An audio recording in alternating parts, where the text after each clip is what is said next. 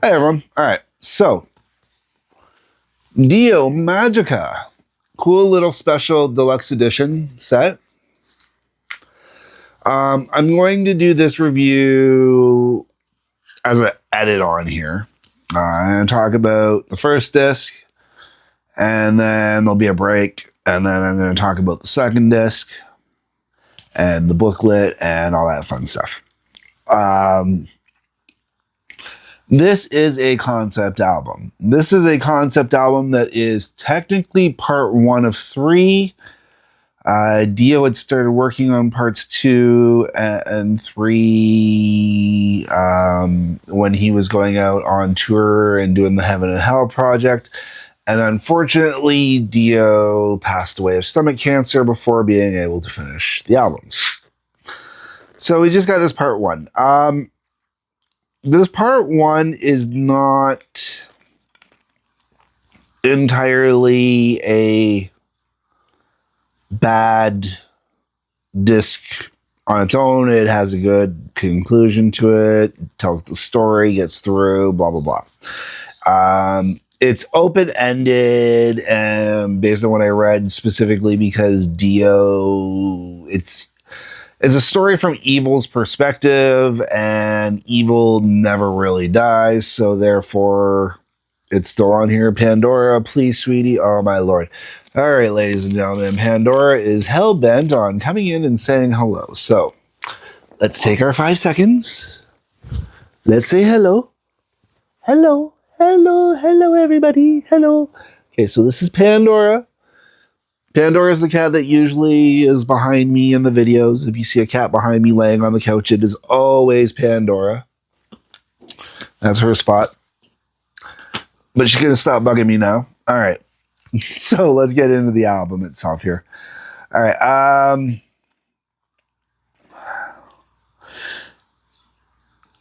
I know it's a concept album. I could tell it was a concept album right away the second I started listening to it. That was easy to figure out.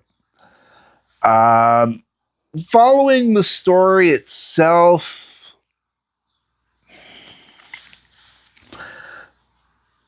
that wasn't necessarily as easy. What I read online versus what I thought I was hearing were kind of two different things, sort of.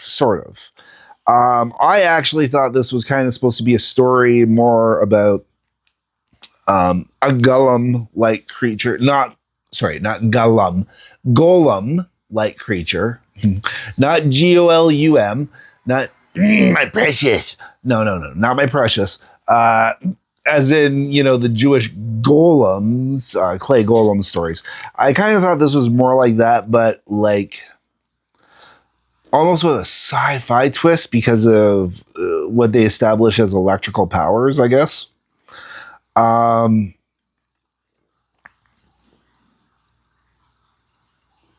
Outside of that, I just kind of took each song more or less as its own song for the most part.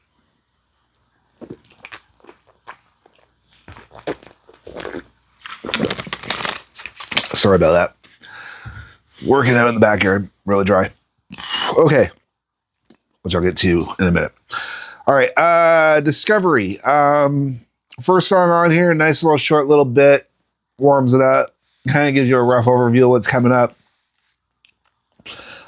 Spoken word section, done, over, you're in. Then you got Magica theme, which is this great little instrumental piece. I really, really liked it. Really liked it. Enjoyed it. But it's really short. Lord of the Last Day. I didn't mind the tune. This is one of the songs on the album that's definitely more of an album track. It really, it's more for the progression of the story. Then you get into Fever Dreams. I really enjoyed Fever Dreams. Fever Dreams, single on its own, can be played on its own, doesn't have to be connected to the album at all. Great singable chorus. Good time. Turn the Stone's not a bad tune, but it's, more on the album side. Same with Feed My Head.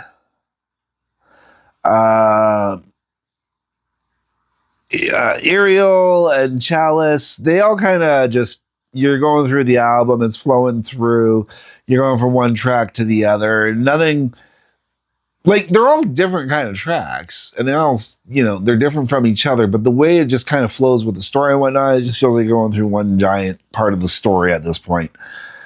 As long as it's not about love, I actually really enjoy this song.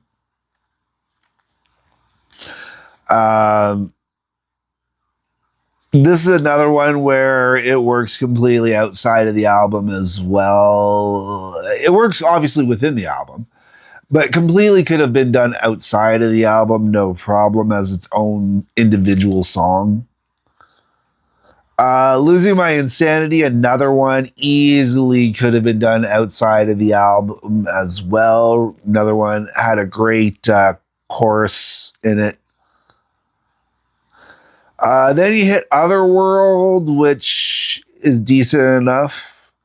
Magica Reprise, which I enjoy. And then Lord of the Last Day Reprise, which I thought was enjoyable. Now, with the special edition, which is what this is, versus the original had Magica Story at the end of it. And the special edition took Magica Story and put it onto the second disc. So in the context of this, that is how I'm going to look at it, is Magica Story is on the second disc, so I'm going to treat it as it's part of the second disc. I'm not going to treat it as part of the first disc.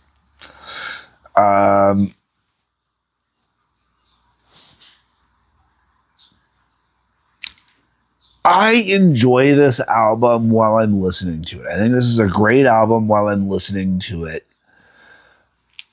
The problem, honestly, is that it is a concept album.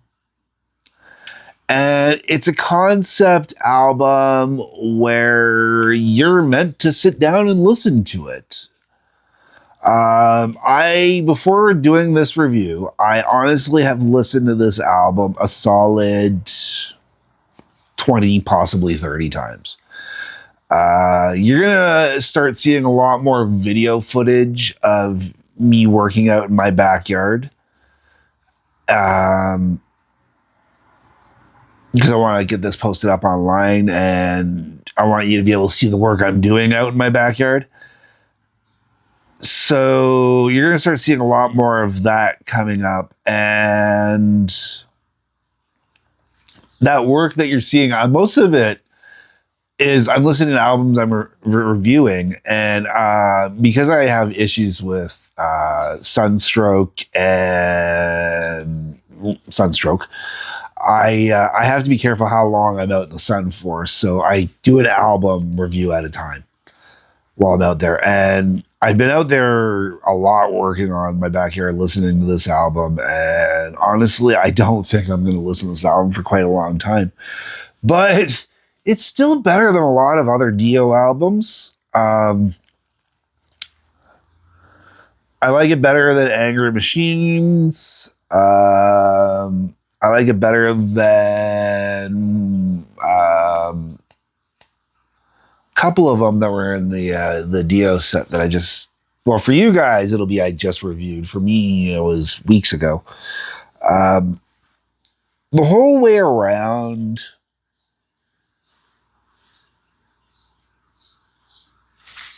yeah, shit, now that I'm thinking about it, you're watching this, and at this point, you should already know what I'm doing with my backyard with all the video footage, because by the time you see this, it'll be like 2-3 weeks after I've recorded this review and I've already done stuff. Okay, anyways, we're going to get over to the second disc. All right, so now we're on to part 2 of Magica. The second disc here. So, second disc is 9 tracks recorded live on the Magica tour in 2001. when I was looking online, I saw that they've done two versions of the Deluxe. The first version of the Deluxe had 6 bootleg songs, and Electra, which is on here, which is a studio track I'll get to afterwards. Magica, the story, which is on here, which I'll get to afterwards. And then there was another one, Magica, something like that, that is not on here. Then the rest on here are live tracks. It says that these live tracks are not the same live tracks that are on the other bonus disc. It says the other bonus disc was bootlegs that were used. This is classified as official recordings, I guess. I'm not sure. It's not. Now, at the beginning, Dio says that they're about to perform the entire album. It's not the entire album. It's parts of the album. So you got Discovery, Magica, Lord of the Last Day, Fever Dreams, Turn to Stone is missing, Feed My Head, Ariel, Chalice, missing As Long as It's Not About Love. Then you got Losing My Insanity, Otherworld, and then you don't have either of the reprises. Which I'm going to say, Turn to Stone missing, no big deal. As long as it's not about love, I think that's silly that they left that one out. That should have been on there. As much as I bitch about love songs or whatnot, that was a good tune. So all of them live, they're basically the same as they are on the album for the most part. I really didn't find a lot of difference.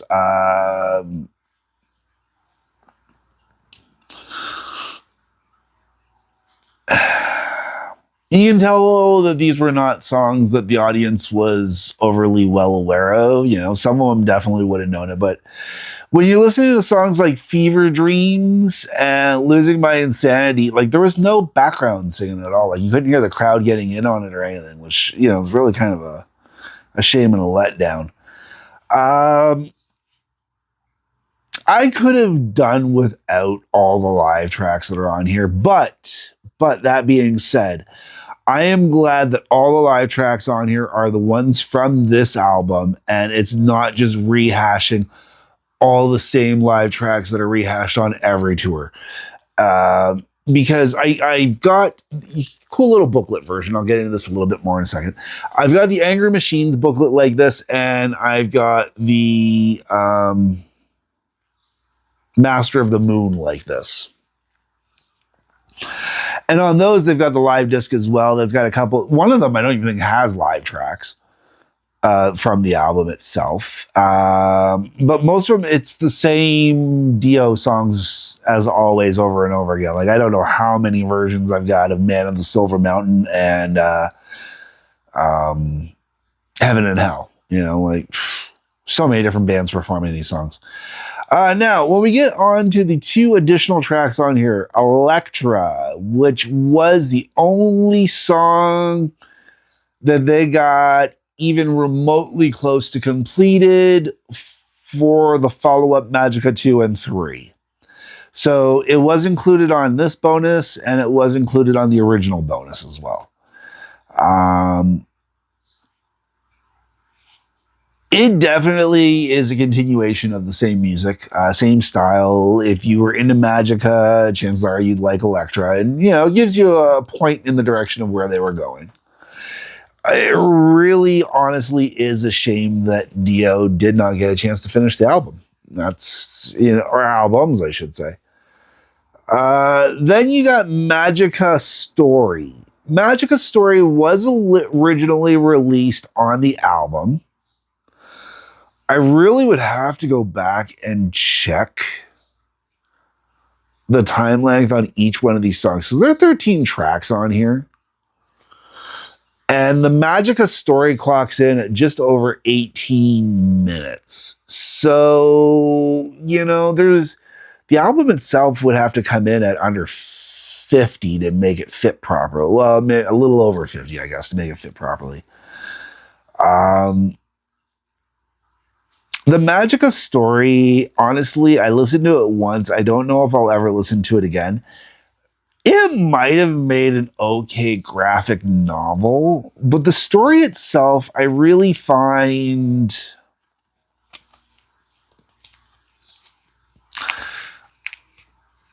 I like the music side. Like, I like the music. I like the story ish as it's being told through the album and the music as it's going. But the story itself, just being told as a story,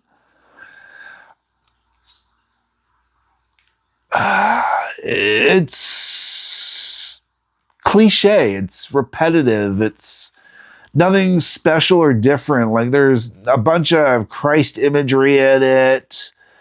There's a bunch of, like I said, I honestly thought they were talking about golems originally.